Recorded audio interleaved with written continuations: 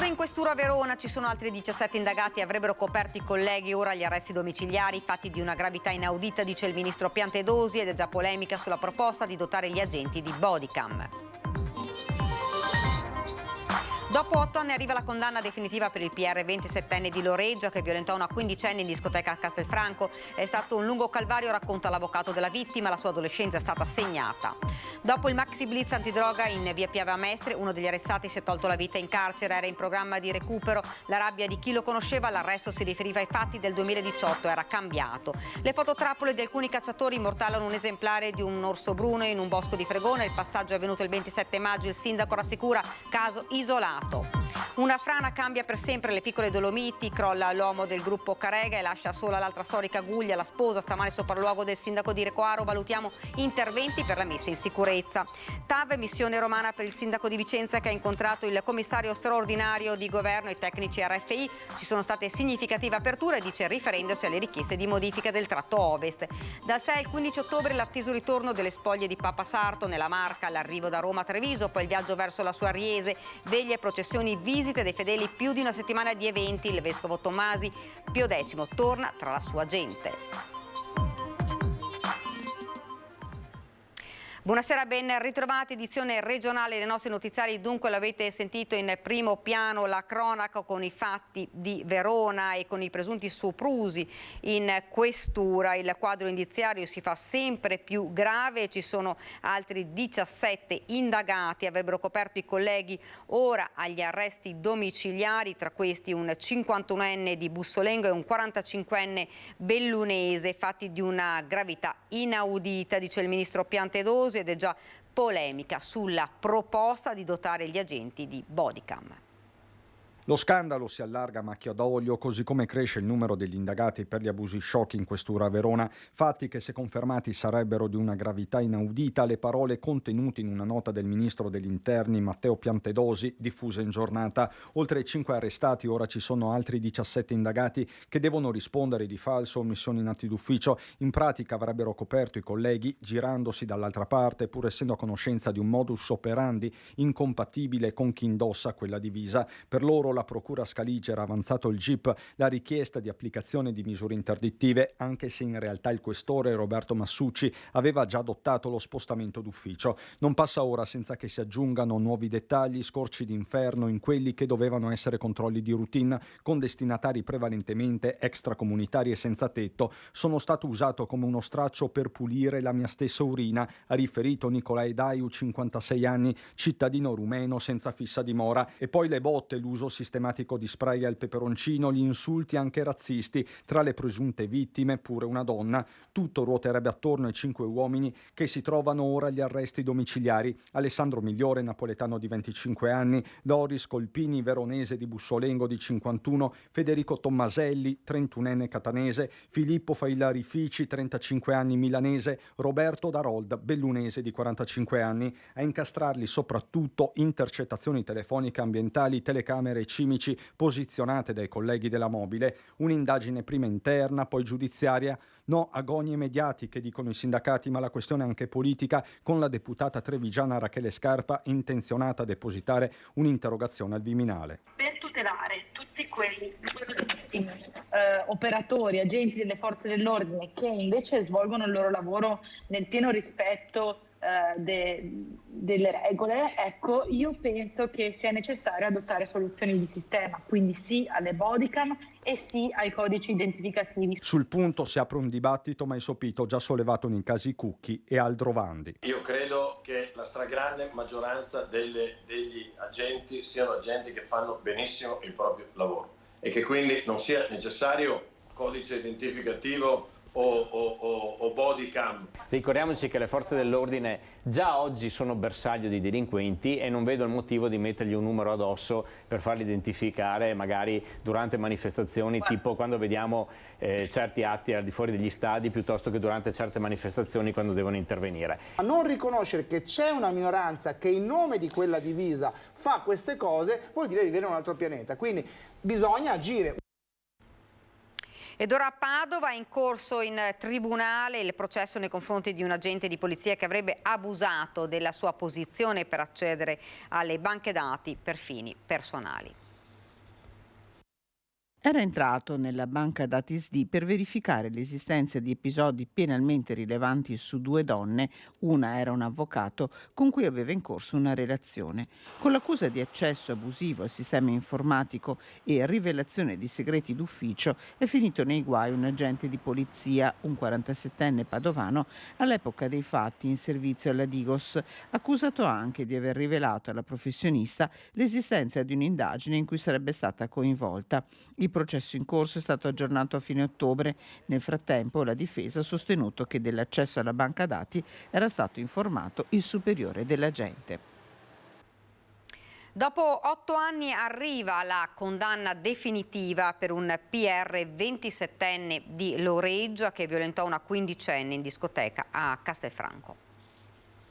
È stata una vicenda che ha segnato proprio l'adolescenza e la giovinezza di entrambe le ragazze, perché insomma non è da tutti passare un periodo dai 15 ai 23 anni, perché entrambe sono del 2000, tra le aule di giustizia per fatti così gravi, nel tentativo appunto di riuscire a dimostrare che quello che raccontavano corrispondeva proprio alla verità. Era il 21 agosto del 2015 quando all'interno della Baita al Lago, discoteca di Castelfranco Veneto, una quindicenne fu vittima di uno stupro da parte di un giovane PR della discoteca di Loreggia. Ad assistere alla scena una coetanea della giovanissima, tenuta ferma da un amico del 27enne. Dopo 8 anni e 3 gradi di giudizio, la Corte di Cassazione ha rigettato il ricorso del PR ritenendolo inammissibile, confermando ieri sera la condanna a 6 anni per stupro di Filippo Roncato, a 1 anno e 6 mesi per l'amico. La fine di un calvario per la giovanissima. La ragazza è scoppiata a piangere, un pianto assolutamente liberatorio, e perché è stata veramente dura. Ovviamente chi è vittima di questo tipo di reati ha sempre la paura di non essere creduta o creduto, quindi poi all'inizio era stata sottoposta veramente ad una gogna mediatica attraverso i social, quindi aveva solo 15 anni, quindi è stata veramente durissima. Ancora stamattina mi scriveva: avvocato, devo ancora realizzare, non ci posso ancora credere, non ci credo che sia finita e che mi abbiano creduto. Non aveva mai avuto dubbi la quindicenne che con coraggio e con il supporto fondamentale della mamma insieme all'amica è sempre andata avanti. Lì per lì la mamma e la ragazza non hanno avuto dubbi, nel senso che hanno immediatamente denunciato. Questo dimostra anche la forza e il coraggio di queste 2 donne. È chiaro che poi il percorso lungo è un percorso che mette veramente a dura prova, però in questi casi bisogna sempre denunciare. Per il 27enne si sono aperte le porte del carcere. Adesso le vittime proseguiranno con la causa civile. Dopo il maxi blitz contro lo spaccio in via Piave, uno degli arrestati si è tolto la vita in carcere, era in un programma di recupero presso una cooperativa e il fallimento dello Stato, commenta la direttrice che seguiva il suo percorso. Non abbiamo mai avuto problemi con lui, nemmeno i colleghi con cui c'era veramente un buon rapporto e mai avremmo pensato che succedesse una cosa del genere, ecco. A parlare la direttrice di produzione della cooperativa Il Cerchio, dove dallo scorso novembre lavorava in semilibertà Bassem Degaci, il 39enne tunisino che si è tolto la vita nel carcere di Santa Maria Maggiore impiccandosi. Faceva parte dei 27 arrestati dai carabinieri nel maxi blitz contro lo spaccio di droga in via Piave a Mestre. Quando gli è stata notificata l'ordinanza, il 39enne, in carcere da 2 anni e mezzo, ha telefonato alla moglie in preda alla disperazione, poi si è tolto la vita. Inutile il tentativo della donna di allertare il carcere anche attraverso il suo legale, che ha poi riferito che a settembre si sarebbe dovuta svolgere l'udienza per l'affidamento in prova ai servizi sociali, criticando così l'ordinanza che si riferiva a fatti avvenuti nel 2018. Il 39enne, infatti, da circa 1 anno aveva intrapreso un percorso di recupero con la cooperativa e i risultati erano sotto gli occhi di tutti. Era uno che si metteva in gioco, che aveva voglia di imparare, che si relazionava, perché lui lavorava in un ambiente dove c'era un via vai di utenza. Dal punto di vista lavorativo era una persona corretta, quello che sogna ogni datore di lavoro. Una persona crolla, questo è il fallimento del nostro Stato, ne abbiamo avuto tanti così. Probabilmente la giustizia ha dei problemi, è troppo lenta. Un problema tra mancanza di giudici e carenza di organico dell'ufficio GIP sollevato da tempo dal presidente del Tribunale di Venezia. A fronte di un organico di 9 giudici ha dichiarato quelli oggi operativi sono 5. La coperta è sempre corta, come ha evidenziato anche l'assessore al sociale. Da un lato c'è una grossa soddisfazione per gli arresti che sono avvenuti e la risposta dello Stato è quello che noi chiediamo sempre di più e sempre più forte allo Stato, una forte attività repressiva di smantellamento delle reti criminali che ci sono e che esistono nel nostro territorio. Dall'altra parte c'è il dolore e l'amarezza davanti a una situazione di una vita che si spegne in queste circostanze. C'è da riflettere forse sulla tempestività con cui si arriva a certe situazioni. Quando viene meno la tempestività probabilmente si creano problemi come quello che abbiamo assistito, ma è importante focalizzarci sulla causa per evitare che si ripeta della tempestività e per farlo serve dare il giusto organico agli uffici giudiziari che oggi non hanno. Le fototrappole di alcuni cacciatori immortalano un esemplare di orso bruno nel bosco sopra Fregona il 27 maggio.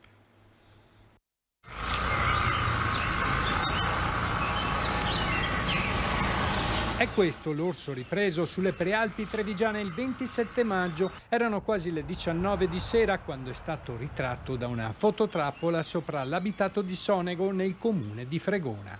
È un orso bruno, un esemplare maschio di pochi anni che vagava sul sentiero che sale al Monte Pizzoc. La scoperta è stata fatta da alcuni cacciatori che utilizzano la fototrappola per la caccia al cinghiale. La zona, le ultime case che vediamo qui, la zona appena dietro. Sono stati allertati i carabinieri forestali di Vittorio Veneto e i servizi forestali regionali che dopo varie perlustrazioni hanno accertato che il mammifero non era più presente nella zona. Anche il primo cittadino rassicura i residenti. Transitano per il nostro territorio perché di fatto basta che uno vada a vedere il territorio ormai è diventato quasi tutto boschivo e quindi si trovano nel loro habitat naturale, presenze come ripeto ne abbiamo avute anche negli anni passati, però di fatto non ha mai creato nessun problema sul territorio. E a pensarla nello stesso modo sono anche gli abitanti di Fregona e Sonego. L'orso c'era già secoli prima. Gli orsi sono comunque presenti adesso, penso che comunque siano di passaggio. Non è la prima volta che viene, era già stato visto ancora diciamo 4-5 anni fa, sì che camminano però qua non rimangono. Siamo tranquilli. È innocuo secondo me. Sì, ha più paura di noi. Qui ci troviamo nel bosco dove l'orso è stato filmato dalla fototrappola. A poca distanza si trovano delle case. Nemmeno questo apicoltore che abita a ridosso del bosco ha subito degli attacchi alle sue arnie, sebbene gli orsi siano ghiotti di miele. Non c'è da aver timore? No, quello lì è di passaggio e basta. Non è stanziale, perché femmine non ce n'è, quindi lui va. Nessun rischio anche per gli escursionisti. In caso di incontro il suggerimento è di allontanarsi facendo rumore, magari utilizzando un fischietto che a distanza allontana l'orso. Ci fermiamo per qualche istante di pubblicità.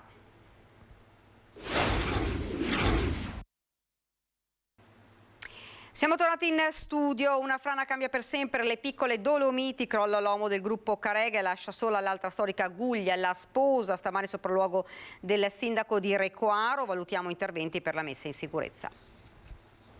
Una coppia di rocce erano un profilo caro agli amanti della montagna vicentina, uno di fronte all'altra, l'uomo e la donna sul gruppo del Carega, Recoaro Terme, meta di molte escursioni domenicali. Oggi resta solo la donna, la Guglia dell'uomo è crollata l'altra notte facendo collassare il torrione su se stesso. Queste le immagini del sopralluogo di stamattina, effettuato per verificare dove sono finiti i detriti di questo crollo. Questa la base dell'uomo che si è spostato verso il vallone dietro la donna.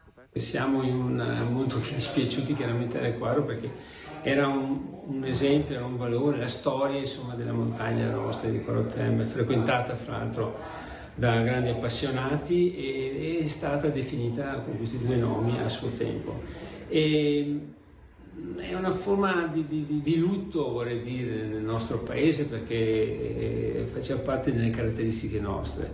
Quello che è l'unico aspetto positivo è che per nostra fortuna non è successo niente, non ha coinvolto nessuna persona, anche considerando il fatto che la cosa si è svolta durante la notte del lunedì sera. Tanti gli amanti del sentiero del CAI 113 che dal rifugio Cesare Battisti alla Gazza raggiungono il rifugio Scalorbi e che non vedranno più quel pezzo di paesaggio vicentino, e adesso il comune sta valutando se ci saranno interventi da fare per la messa in sicurezza. Vedremo più avanti come amministrazione se dobbiamo fare degli interventi sulla messa in sicurezza. TAV, missione romana per il sindaco di Vicenza che ha incontrato il commissario straordinario di governo e i tecnici RFI. Ci sono state significative aperture e dice, riferendosi alle richieste di modifica del tratto ovest. Annuncia significative aperture Giacomo Possamai a conclusione dell'incontro romano sulla TAV, in cui il sindaco si è confrontato insieme alla vicepresidente del Veneto Elisa De Berti con il commissario straordinario dell'alta velocità alta capacità Verona-Padova Vincenzo Macello e i tecnici di RFI. Un primo confronto relativo all'ingresso della TAV nella parte ovest della città, in cui sono state illustrate le proposte di modifica al progetto attuale. Abbiamo presentato le nostre proposte, le nostre richieste di modifica, in particolare sulla parte ovest del progetto sull'alta velocità, alta capacità, e quindi la modifica della stazione centrale per come è prevista oggi sostanzialmente interrata, il tema di Ponte Alto che verrebbe abbattuto per 2 anni e che presenterebbe enormi problemi alla viabilità cittadina, e poi altri interventi importanti per i quartieri dei ferrovieri di San Lazzaro, quindi il tema del cavalcavia di via Maganza, l'aspetto del sottopasso di via dell'Arsenale, tante questioni che abbiamo posto al tavolo. Abbiamo raccolto disponibilità da parte di RFI a discutere, ad approfondire, quindi c'è la possibilità di dialogare, come aveva detto anche il ministro Salvini qualche settimana fa, e di chiedere modifiche importanti. E già lunedì 12 giugno a Vicenza ci sarà un nuovo incontro con il commissario Macello nella sede della provincia, insieme agli altri sindaci del territorio interessato dal tracciato. A 120 anni dall'elezione a Papa di Giuseppe Sarto, dal 6 al 15 ottobre, è un momento devozionale senza precedenti tra Treviso e Resepio X. Questo ritorno ce lo fa vedere un po' più da vicino, ce lo fa toccare, abbiamo bisogno anche di queste manifestazioni più fisiche, e credo che rivederlo soprattutto nel suo santuario delle Cendrole sarà molto commovente. Sacerdote di Riese, pontefice, santo, tornerà nella sua terra natale Giuseppe Sarto, torneranno a casa le spoglie di Papa Pio X. Per la prima volta nella storia, dal 6 al 15 ottobre, a 120 anni dalla sua salita al soglio pontificio, l'urna che conserva il corpo del santo partirà dalla Basilica di San Pietro a Roma per arrivare poi nella Marca. Arriverà prima a Treviso, sarà ospitato nella cattedrale di Treviso, lui ha avuto compiti in seminario, è stato cancelliere, è stato veramente in questi luoghi ed è bello che possa passare di qua. 24 ore alla cattedrale di Treviso e poi il viaggio verso il comune di Riese Pio X. Nel pomeriggio di sabato 7 ottobre verrà a Riese, dove sarà accolto dalle autorità civili e religiose, per poi permanere fino a domenica 15 ottobre al santuario della Madonna delle Cendrole, dove sarà possibile appunto visitarlo. Dall'8 al 15 ottobre infatti sarà possibile visitare la salma del Papa Santo, e non solo. Per l'occasione ci stiamo preparando da più di qualche mese, vorrei dire anno. In particolare è stato effettuato il restauro conservativo completo della casa natale ed è in corso di realizzazione il riallestimento museale del museo adiacente, per cui per l'inizio del pellegrinaggio sarà completamente nuovo e riallestito. Pellegrinaggi, veglie e celebrazioni, un calendario ricco di tappe e appuntamenti consultabili nel sito papapiodecimo.it, dove sarà possibile anche prenotare le visite. Ed è davvero tutto per questa edizione del nostro telegiornale. Vi lascio alle previsioni del tempo. Grazie per averci seguito. Arrivederci.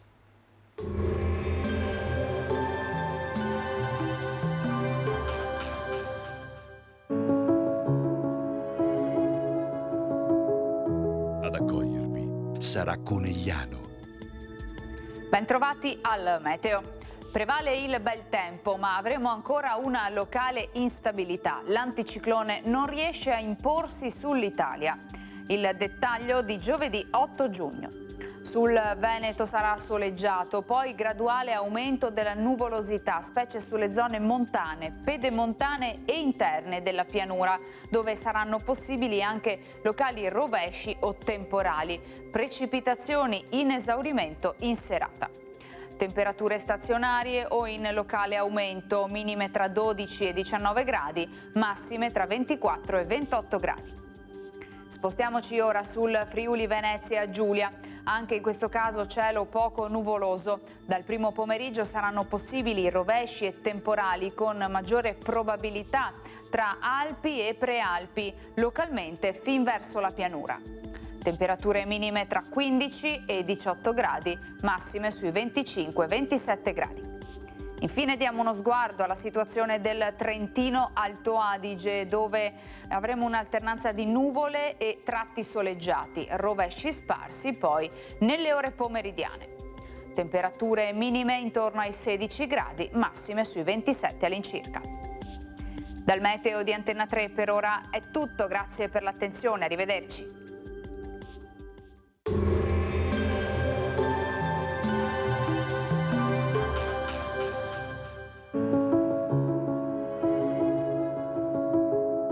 Ad accogliervi sarà Conegliano,